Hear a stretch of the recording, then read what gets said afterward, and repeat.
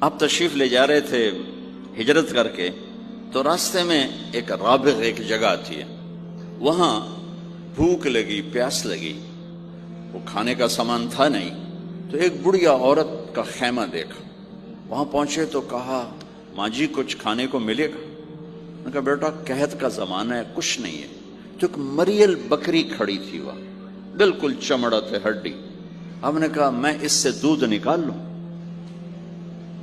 ان کا بیٹا یہ تو بن بیاہی بکری ہے اور ماس اس کے اوپر نہیں ہے، یہ کیا دودھ دے گی؟ آپ اجازت دو۔ ان کا لہلا چونکہ غیر فطری کام ہو رہا تھا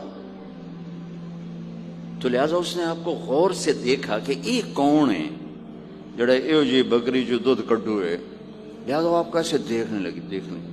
آپ نے بکری کو کھینچا اور اس کے تھنوں کو ہاتھ لگایا، وہ نیچے لٹک گئے اور ایک پورا ڈول دودھ سے بھر دیا۔ بکری سے یہ گلاس بھی نہیں بھرتا بکری کے دودھ سے، لیکن وہ پورا ڈول بھر دیا، اپنے تینوں ساتھیوں کو پلایا، پھر خود پیا، پھر دوبارہ دودھ نکال کے پورا ڈول بھر کے اس اماں کو دیا، چلے گئے۔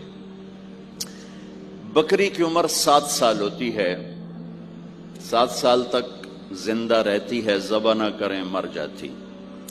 یہ